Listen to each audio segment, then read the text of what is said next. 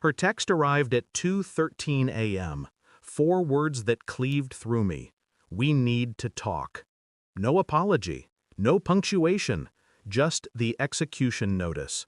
I sat in the kitchen, shirt still damp from overtime, hands flat on the granite like I could hold the house still. The fridge hummed, the city beyond our windows breathed in sleep. She walked in barefoot, phone still glowing in her palm. I want a divorce. Her voice was steady, practiced. I stared at the marble floor between us. 80-hour weeks, $3 million in equity, her law school, my promotions, all of it sitting on this kitchen island between a cooling cup of coffee and her perfectly composed face. I said yes, quiet, immediate. She blinked, off script. Then I added, the mansion's in my mother's name. Her jaw twitched. Her lawyer, a man who'd been shadowing her through this discussion, set down his pen and looked up like someone had cut the power.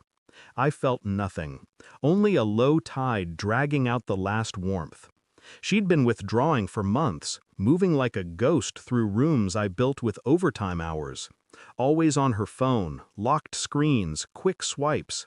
The first night I suspected, she came home smelling of a hotel lobby. Not perfume, not alcohol, just that neutral, sterilized air of somewhere expensive and hidden.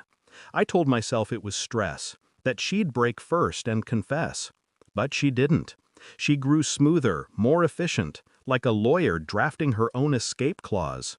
I started noticing small errors, different credit card receipts tucked under the wrong name, Lyft rides at 11 p.m. to streets she never mentioned, a second phone charger buried at the bottom of her purse.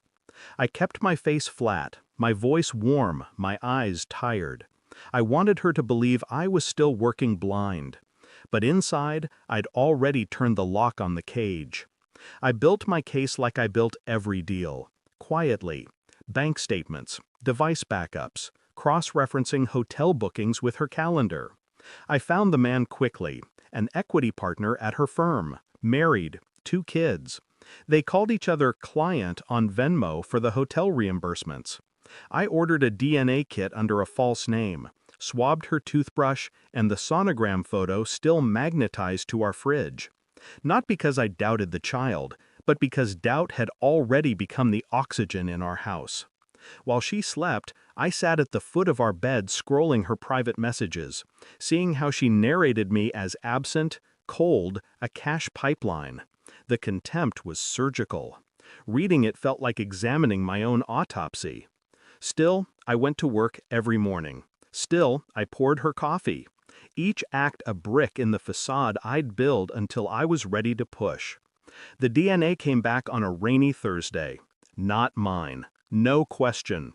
I printed everything, texts, bank transfers, the paternity results, bound them in a black folder with her name in silver on the spine, like a legal brief she couldn't win. That night I placed it on the dining table. She walked in, heels still on, hair perfect, scrolling her phone. Saw the folder. Paused. What's this? Discovery, I said. She opened it. Page by page her breath thinned. The hotel receipts, the messages, the child. When she reached the DNA report, her hand shook for the first time since law school. She looked up, searching my face for a tremor. Found none. I slid an envelope across the table. Inside, a property transfer prepared by my mother's attorney. If she signed, she'd walk with nothing but her clothes and her guilt. If she refused, the folder would go to the ethics board, the partner's wife, and the state bar. She tried the performance, tears welling, voice soft. "I still love you," she whispered. The line landed like a paper airplane against concrete. "You already signed your choice," I said. "Every receipt, every message." The lawyer in her flickered, died. She signed. Her signature looked like a fracture. She left before dawn, clutching a single suitcase. No goodbye, no apology, only the faint smell of her perfume caught in the hallway air. I sat at the kitchen island again, same granite, same hum of the fridge.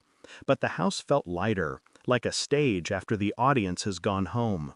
The DNA report lay face up beside my coffee. I slid it into a drawer without looking at it again. For the first time in a year, I breathed without measuring it. I wasn't happy. Happiness is a language I no longer speak. I was free. That was enough. She thought I'd built this house for her. She never understood. I built it as a vault, and tonight I walked out holding the only key. Thanks for watching. Don't forget to like, share, and comment. Subscribe now to Cheating Stories Insight World for more amazing stories.